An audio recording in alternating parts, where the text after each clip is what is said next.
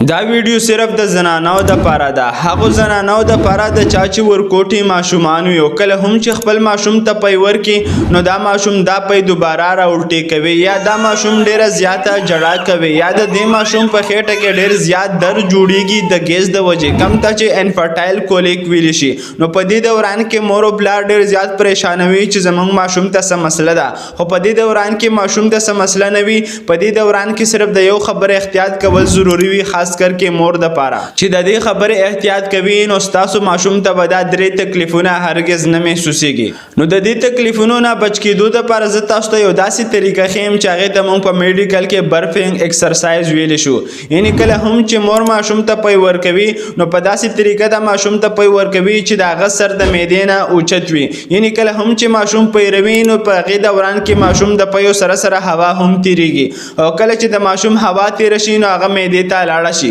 نو په دې دوران کې مور دا غلطي کوي چې دا ماشوم एकदम سملوي چې د هغې د وجې کومه هوا د هغه په معده کې دا بهر وتلو طرف ته کوشش کوي او کله چې هغه بهر د خولې په طرف باندې وځي نو کم پی چې ماشوم څکلی وي نو هغه پی د ځان سره راواخلي او بهر طرف ته یې راولټېږي. نو په دې دوران کې به تاسو دا غلطي نه کوئ. کله چې هم تاسو ماشوم ته پی ورکوئ نو په هغې دوران کې به تاسو ماشوم ته دا ایکسرسایز ورکوئ.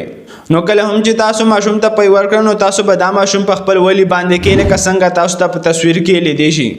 او تاسو به د هغه ملا په مزه مزه ټپوئ، یعنی مساج به ورته کوئ چې کومه هوا د ماشوم د پیو سره دننوتې ده چې هغه بهر طرف ته ووځي او د هغه چې کوم پی وي هغه بهر ته لاړ نه شي، یعنی ماشوم ته فایده ورکړي. او دویمه طریقه یې دا ده چې کله تاسو ماشوم ته پی ورکړئ نو تاسو داسې ان په لاس باندې هم کېښودلی شي خو د هغه سر به تاسو اوچت طرف ته راولئ خو د هغې نه بعد تاسو په ملا باندې مساج ورکړئ یا دغه شان په مزه مزه باندې دا وټپوئ چې د هغې سره هم د ماشوم په معده او په خېټه کې کم ګیس وي هغه بهر طرف ته وځي چې بیا ماشوم ته هېڅ تکلیف نه ورکوي. یا د هغې نه بعد درېیمه دا طریقه هم ده چې دا ماشوم تاسو په خپلو خپو باندې کېنوئ لکه څنګه تاسو ته په تصویر کې لیدی شي او تاسو یې په ملا باندې په مزه مزه ټپوئ چې د دې سره هم د ماشوم په وجود کې چې کم ګیس وي هغه بهر طرف ته وځي چې بیا ماشوم خو نه هغه پی راولټې کوي چې کم پی یې څکلی وي او نه ماشوم ته په خېټه کې درد جوړیږي د ګیس د وجې او د پی څکلو نه بعد ماشوم به تاسو هرگز اچانک نه وده کوئ او نه به یې سملوئ بلکې دا ایکسرسایز به تاسو خامخا ورکوئ. خو که چیرې ماشوم ته پی ورکړل شوي وي او د هغې نه بعد هم ماشوم جړا کوي یا د هغه په خېټه کې چې کم ګیس وي نو په دې دوران کې به ورسره تاسو دغه شان طریقه کوئ لکه څنګه اوس زه تاسو ته ویم.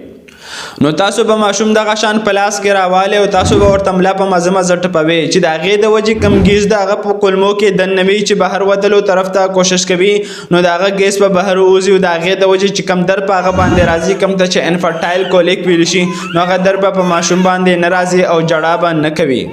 او دویم دا چې لکه څنګه تاسو ته په تصویر کې لیدی شي په خپلو خپو باندې تاسو سملولی شئ الټه سیټ د هغې نه بعد تاسو په ملا باندې دغه شان ټپوئ چې د دې سره هم د ماشوم په خېټه کې کم ګیس وي چې هغه د بهر وتلو طرف ته کوشش کوي نو دا ګیس ورسره بهر طرف ته وځي او ماشوم ته چې کم درد محسوسیږي د هغه درد نه ورته هغه ته آرام میلاویږي. او دریم دا چې ماشوم به تاسو سیده سملوئ او لکه څنګه انسان سایکل چلوي نو هغه شان به تاسو د ماشوم چې کومې خپې دي لکه څنګه تاسو ته په ویډیو کې لیدی شي نو دغه شان به تاسو د ماشوم په خپو باندې دغه شان ایکسرسایز کوي. خو خیال به کوئ چې ماشوم ته تکلیف ډیر ور نه کړي، یعنی په آرام آرام سره به کوئ د پاره د دې چې د هغه په خېټه کې کم ګیس وي د هغه د وجې چې کم درد راځي هغه ګیس د هغه د وجود نه بهر طرف ته لاړ شي او د هغه ته چې کم تکلیف وي هغه تکلیف د هغه نه لرې شي. او څلورم د دې سره چې هغه کمې کولمې دي یعنی کومه ورکوټي کولمه ختمه شوې ده او غټه کولمه شروع شوې ده نو د هغې نه به تاسو په لاس باندې دغه شان مساج وکړئ لکه څنګه تاسو ته په ویډیو کې لیدی شي چې د دې سره د ماشوم په غټه کولمه کې کم ګیس جمع شوي وي د دې سره ډیر زیات زر اخراج کوي چې د دې سره ماشوم ته کم د درد تکلیف وي د دې نه ورته آرام میلاویږي او ستاسو ماشوم به بار بار بیا جړا نه کوي او هغه پی به نه راولټې کوي کم پی چې ماشوم بار بار څکلی وي ځکه چې کله هم ګیس د ماشوم د وجود ته دننوځي نو هغه به هر طرف ته د وتو کوشش کوي چې د دې ایکسرسایز او د دې طریقو سره د ماشوم د وجود نه بهر ته ګیس په اسانه طریقه سره وځي او ستاسو ماشوم ته به بیا نه تکلیف محسوسیږي نه به جړا کوي او نه به هغه پی راولټې کوي کم پی چې ماشوم څکلی وي. نو که چیرې دغه شان تاسو ته نور څه مسله وي نو هغه تپوس تاسو زموږ نه په کمنټ کې کولی شئ چې تاسو ته به موږ دغه شان معلومات په پښتو کې راوړو لکه څنګه تاسو ته موږ دغه شان معلومات راوړل.